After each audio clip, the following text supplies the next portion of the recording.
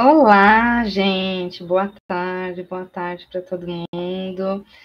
É um prazer estar aqui com vocês. Vou falar hoje, então, sobre o Shift Left. Já já a gente conversa um pouquinho mais. Antes de começar, como eu queria dar esse disclaimer aí, que eu sou uma pessoa de produto, né?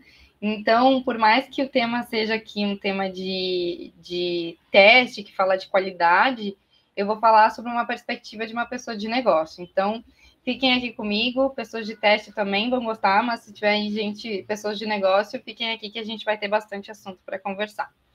Então, vamos lá. Perguntas vocês podem ir mandando pelo chat, fiquem à vontade, que no final a gente tem 5 minutinhos aí para responder. Combinado? Então, quanto mais à esquerda, melhor, né? Vamos entender este conceito aí. Quem conhece o termo Shift Left? Bom, quem é aí de tecnologia, quem conhece metodologia ágil, provavelmente vai ter já ouvido falar nesse termo.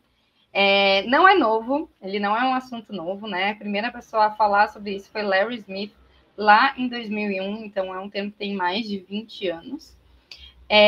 E, em grande síntese, né, é uma abordagem que ela visa identificar e corrigir bugs o mais cedo possível, envolver os desenvolvedores o quanto antes no processo, para que também, se a gente usar ferramentas e automatizar os testes, a gente vai reduzir custos e tempo e promover a colaboração entre desenvolvedores e pessoas de teste. Bom, esse aqui é o modelo tradicional. Como vocês podem ver, temos dois eixos, né? Então, atenção à qualidade e os processos que, via de regra, a gente segue aí no desenvolvimento de software. E no modelo tradicional, a gente está bem aqui para a direita, com essa intenção de qualidade. Então, ela está numa fase em que a gente se dedica a testar, ou muitas vezes esses testes eles acontecem depois ali no momento de deploy de release. E no pior dos casos, monitoria ali quando o produto já está em produção. Quais que são os impactos desse modelo, né? Bom, se um bug ele é encontrado aqui nessa fase, o que vai acontecer? A pessoa de produto ela precisa retomar aquela tarefa, lembrar, rediscutir as regras de negócio. A pessoa desenvolvedora ela deve retomar o código, lembrar do contexto, das regras de negócio e colocar muitas vezes esse código em ambiente de desenvolvimento, porque já está fazendo outra coisa, o time já andou, já está fazendo outra coisa, aí a gente vai testar isso aqui, então o desenvolvedor ele precisa voltar e retomar esse código. A pessoa que está olhando para a qualidade, ela precisa recolher provas, formalizar esse bug, e tem o desgaste do usuário, quando esse bug ele é descoberto pelo próprio usuário, quando já está em produção. Então, a gente vê que quando a gente tem esse modelo que está muito ali, com atenção de qualidade bem para o final do processo, é um tempo, um custo e uma qualidade que são comprometidos. Então, é basicamente isso. Quando a gente pensa no modelo tradicional, o impacto é em tempo, em custo e em qualidade. Mas mais que isso, é a nossa reputação com a cliente. Bom, vamos comparar, então, o modelo tradicional com o modelo de Larry Smith, né, que falou ali do Shift Left. Colocando um modelo sobre o outro, a gente vê que a atenção à qualidade, no que o Larry Smith estava falando, ele fica mais voltado aqui para a esquerda, que é você antecipar a sua qualidade, você envolver o seu desenvolvedor, sua pessoa desenvolvedora, você envolver sua pessoa de qualidade quanto antes no processo, para que esse bug não seja encontrado aqui, como eu estava mencionando antes, que se for para ser encontrado, que seja encontrado o quanto antes. Então, sintetizando o que esse conceito de shift left fala, é que é mais barato você corrigir os bugs quando eles são encontrados mais cedo, né? Porque você pode encontrar bugs mais cedo fazendo o controle de qualidade uma parte do seu desenvolvimento, e não apenas uma parte do processo de release. Quem aí já tinha ouvido falar desse conceito? Comentem aí só para a gente se conhecendo e entender se é novidade ou não. Bom, mas agora que eu começo minha fala, vocês devem estar se perguntando aí, ué, mas eu já faço isso. Como eu disse, não é um termo novo, desde 2001, muita gente aqui deve trabalhar com metodologia ágil. Bom, vamos falar então rapidamente sobre Shift Left e metodologia ágil. Se você tem, né, aquela coluna de teste no board, só isso não é o suficiente para considerar que você esteja fazendo Shift Left. Então, quando a qualidade ela é envolvida somente quando a tarefa está em teste, isso não é shift left, mesmo que você tenha ali o seu processo. Defeitos que eles acontecem devido à descrição de tarefas serem pouco clara, demonstra que o seu modelo ele não está centralizado com um processo de qualidade ali para a esquerda. Poderia estar mais à esquerda do que é.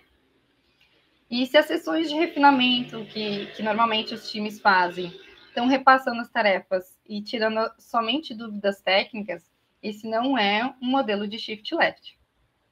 Bom, então, qual que é o caminho, né? Se só usar a metodologia ágil, fazer ali um processo de cada vez, como a gente está acostumado, não é o caminho, então qual seria, né? Eu começo, então, fazendo uma pergunta muito rápida para vocês, que é uma história aqui que eu vivi com um time. Então, eu vou estar falando sobre a minha perspectiva, a perspectiva desse time e da nossa realidade na época, mas quero ver se alguém tem algo parecido com isso que eu vou mostrar agora. Isso aqui é bom? Estou mostrando aqui um gráfico de velocidade, do caso aqui era a nossa sprint 52, e temos aqui o planejado versus o realizado dessa sprint. Então, a gente tinha planejado realizar 50 e a gente realizou 62. Poxa, isso é bom? Vou deixar aí vocês pensarem, refletirem. Talvez não seja. E é aí que eu quero conversar com vocês. Pode até parecer bom a gente realizar mais do que planeja, mas nem sempre é. Quando a gente olha para todo o contexto, não cumprir a expectativa, não cumprir o que estava alinhado, seja para mais ou para menos, faz com que tenha esse desentendimento entre todas as áreas e todas as pessoas envolvidas. Então, a gente tem dois grandes impactos, né? O primeiro é que atrapalha o planejamento do roadmap de forma geral e ou sobrecarrega ou deixa pessoas ociosas no time. Então, mesmo que a gente esteja realizando mais do que a gente previu, de forma geral, a gente pode estar passando a sobrecarregar pessoas que não estavam contando com aquela demanda a mais. Principalmente quando não é um fato isolado, né? Então, o que vinha acontecendo na história desse nosso time? Nas duas sprints anteriores, a gente tinha realizado menos do que o planejado, e aí, aquele recorte que eu mostrei para vocês, a Sprint 52, nada mais foi do que compensar o que não vinha sendo entregue antes. Lógico que isso tem todo um contexto por trás, muitos problemas associados, e eu vou falar brevemente disso. Então, o que vem acontecendo, né, na história desse time? Bom, história de usuários estavam longas e critérios de aceite pouco claros. O refinamento estava muito focado no como fazer em dúvidas técnicas. Os protótipos, né, os wireframes, eram apenas com fluxo feliz ou com aqueles fluxos muito óbvios. A pessoa de teste ela era envolvida somente no momento de testar a tarefa, ou seja, quando estava ali no board mesmo da tarefa de teste. E as estimativas elas eram feitas com critérios diferentes pelas pessoas do time. Então, o que a gente fez como time para conseguir solucionar isso? Bom, a gente voltou todo o nosso processo e deu muita atenção para tudo que estava ali mais para a esquerda. Então, principalmente em planejamento e design e desenvolvimento, né? Bom, como eu falei para vocês, eu sou uma pessoa de negócio. Nesse time aqui específico, eu tinha o papel de pessoa gerente de projeto. Então, vou falar muito sobre essa perspectiva. Sei que esse é um processo de qualidade. Vou falar também um pouco de qualidade, mas mais sobre os processos que o time adotou. Então, a gente trabalhou com 3 eixos, né, principais. O primeiro eixo que a gente que a gente trabalhou, era a cultura de qualidade. O segundo era a accountability do time de forma geral. E o terceiro era a comunicação.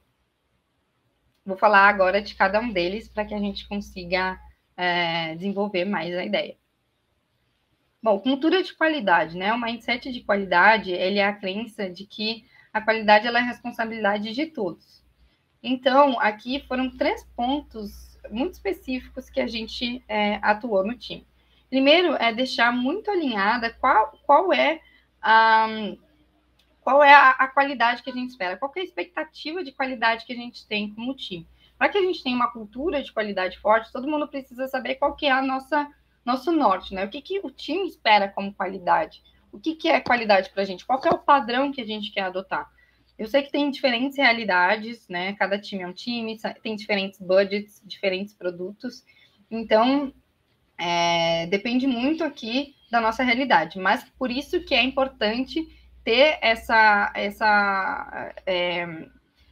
noção muito clara entre todas as pessoas envolvidas. O segundo ponto é a meta, né? Qual que é o nosso KPI relacionado à qualidade? No caso desse time, a gente tinha um indicador muito claro. A gente precisava ter um percentual ali de bugs resolvidos até aquela feature, enfim, até aquela release ir para produção. Caso contrário, aquilo não iria acontecer. Então, tendo uma expectativa de qualidade alinhada e tendo uma meta, fica muito mais fácil de ter essa cultura dentro do time. E o terceiro ponto é o que a gente chama de feedback loop. Então, entre todas as pessoas do time, é importante que haja sessões de feedback constantes, não só dos nossos processos, mas entre as pessoas do time. Isso influencia muito para que a cultura de qualidade se intensifique dentro do time. Então, se você aí é uma pessoa de gestão ou pessoas do time, peça one-on-one com suas colegas, proporcione feedback, peça feedback, porque isso faz muita diferença no nosso dia a dia de trabalho e isso que eleva a qualidade como um todo. Indo para o próximo ponto, que é o de accountability, quando a gente olha no dicionário, accountability, ele tem o significado de responsabilidade de alguém por seus atos ou decisões. E não foi à toa a escolha desse GIF que está aqui, que é 100 metros rasos, né? Então, quando a gente fala de accountability, tá bom, eu vou dar o meu melhor, vou fazer o meu melhor ali e vou ter um ótimo resultado. Mais ou menos, né? Quando a gente fala de time, não basta só fazer o melhor dentro da nossa tarefa. E aí, por isso que eu coloquei esse segundo GIF aqui, que ele demonstra bem o que eu quero dizer. O trabalho, quando a gente está num time, ele só é concluído se você passar adiante de uma forma satisfatória. Então, quando a gente está num time, a gente não está correndo 100 metros rasos. A gente está correndo uma corrida de bastão aqui. Eu posso correr o mais rápido que eu puder, só que se eu passar o bastão errado para a próxima pessoa, eu não vou estar concluindo a minha tarefa. Eu não vou estar chegando ao fim. E esse é o ponto, né? Quando a gente está num time, pense no como que você está realizando a sua tarefa para entregá-la da melhor forma possível para a próxima etapa. Então, se você é uma pessoa desenvolvedora, pense e antecipe todas as ações que você puder, pensando na próxima etapa, na etapa de teste. Eu vou estar entregando isso da melhor forma para minha colega? Sim, não. O que eu poderia fazer dentro aqui da minha responsabilidade para melhorar o meu resultado final? Então, pessoas de gestão, principalmente, né? Como estão seus processos de forma a ter um ambiente que ajude isso, né? Que façam com que as pessoas passem as suas tarefas da melhor forma possível. E o terceiro ponto é comunicação. Comunicação é um tema muito importante, principalmente agora que a gente que a gente passou um longo período trabalhando longe de casa, longe um dos outros, né? E qual que é o melhor momento para a gente falar alguma coisa? É agora, né? Então não espere a próxima dele, não espere a próxima reunião.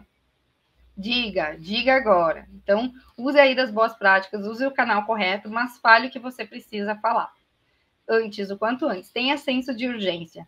Daily não é só ter que se comunicar uma vez por dia. Ela tem um propósito específico. Mas você encontrou um outro problema durante o dia, fale no momento em que você encontrou. Isso acelera muito. Então, estamos chegando aqui ao fim, né? Na prática, o que a gente fez? Trabalhamos dentro daqueles 3 eixos, né? Comunicação, accountability e cultura de qualidade, para que a gente estabilizasse a nossa velocidade. E o que a gente fez? Na prática, a gente fez uma revisão dos nossos combinados, a gente introduziu a prática de kickoff de desk check e também acrescentamos diagramas dos cenários. Eu vou falar rapidamente sobre cada um desses pontos. Em relação à revisão dos combinados, nada mais é do que uma dinâmica de team building. Eu estou trazendo esse ponto aqui porque para lembrar vocês de fazerem isso, de incentivarem isso no time de vocês. Não é porque vocês conhecem muito bem que isso não precisa ser feito. Então, pontos importantes para fazer em um team building é pontuação, rever pontuação, né? Definição de pronto, como cada pessoa do time define pronto, como o time define pronto. Comunicação, quais são os melhores canais, em qual canal a gente vai ter cada tipo de conversa. Documentação e, principalmente, papéis e responsabilidades. Então, a grande mensagem aqui é, sempre que entrar alguém no time, sempre que o time está há muito tempo junto, refaça uma sessão de team building, refaça os combinados, porque todo mundo precisa saber as regras do jogo, né? Então, saibam as regras do jogo. E elas podem mudar, não tem problema, mas todo mundo precisa ter o mesmo livro embaixo do braço. A segunda ação, né, foi o kickoff, que nada mais é do que um pontapé inicial. Então, para quem não conhece essa prática, né, ela ocorre quando o time está pronto para começar um novo card. Então, assim, o cartão ele já foi refinado, já foi feito a planning. É realmente quando aquela pessoa desenvolvedora vai pegar aquele cartão para começar a desenvolver o cartão, se faz uma pequena cerimônia muito rápida com o objetivo de entender o que deve ser feito. Então, algumas perguntas para esse momento. Qual que é o valor? O valor de negócio está claro para esse cartão? Há dependências? Quais são as dependências? Elas estão mapeadas aqui? Revisão do protótipo dos fluxos, então se passa muito rapidamente sobre os protótipos novamente. Mensagem de erros, elas estão todas previstas? E como será testado, né? Esse é um ponto primordial quando a gente quer melhorar a qualidade. Antes do desenvolvedor começar o cartão, ele já pensa em como esse cartão vai ser testado. Ou a pessoa de teste já pensa em como vai ser testado. Aqui, nessa cerimônia, a pessoa de teste tem que estar envolvida, tá? Esse é um ponto crucial para o sucesso. Então, aqui é enxergar o fim antes do começo, né? Quando você fala do cartão junto com a pessoa de teste lá, antes de começar a desenvolver, você está vendo de cima qual que é o final daquele cartão e isso antecipa problemas. Desk Check é a terceira ação que a gente tomou. É uma cerimônia muito rápida que ela ocorre logo após o desenvolvimento do card. Então, se kickoff é antes, o Desk Check é apenas a pessoa desenvolvedora terminou de desenvolver. E o intuito é verificar o que foi desenvolvido, testes rápidos, encontrar defeitos. Essa cerimônia rápida aqui também envolve a pessoa de teste, a pessoa design e se a pessoa PO estiver disponível também. Então, basicamente, a pessoa desenvolvedora mostrando o que ela fez, fazendo alguns testes rápidos, porque esse momento é que pode ser visto bugs que são corrigidos de forma muito rápida, porque o desenvolvedor está com tudo fresco na mente. Então, é aqui que a gente ganha tempo, qualidade e a diminuição do custo. Então, é isso. Tudo está fresco na memória, o código em ambiente de desenvolvimento. Aí fica muito mais fácil de corrigir. Bom, o diagrama dos cenários, né, de todos os fluxos, é um resumo de uma página no formato de diagrama com todos os fluxos da feature. Então, aqui a ideia é colocar em uma one-page todos os cenários que aquela feature vai ter. A pessoa desenvolvedora, ela olha o diagrama e não todos os protótipos. Então, se eu vou estar fazendo uma parte muito específica daquele fluxo, eu não preciso olhar para tudo. Eu olho de forma resumida e consigo entender. Todos do time conhecem os cenários, porque às vezes cada pessoa do time está com um pedaço diferente da feature e não tem tempo de olhar tudo mesmo. E antecipa riscos. Bom, então todo time ele tem acesso a uma visão de forma rápida e fácil e consegue conectar os pontos e antecipar os riscos. Quando a gente fez esse processo, que foi ali uma sugestão do próprio time, ficou muito visível aonde eu estava dentro daquele processo todo. E também, como eu conseguia ver o que estava além, era mais fácil do própria pessoa desenvolvedora levantar a mão e antecipar seus riscos.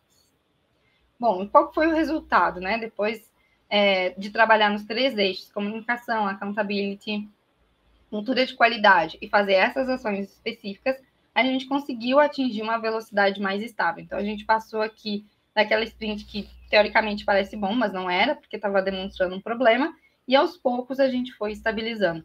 Lógico que não é de uma sprint para outra, teve um crescimento gradual, mas a gente conseguiu manter mais ou menos estável ali o que o time vinha se propondo a fazer. Então, gente, de forma geral, assim, a grande mensagem é: antecipe todas as conversas possíveis e faça checkpoints frequentes. Então, tudo que você pode antecipar, tudo que está fresco na mente, você conseguir ter a conversa com o seu time e validar se aquilo faz sentido, é o que traz mais qualidade para todo mundo. Então, muito obrigada.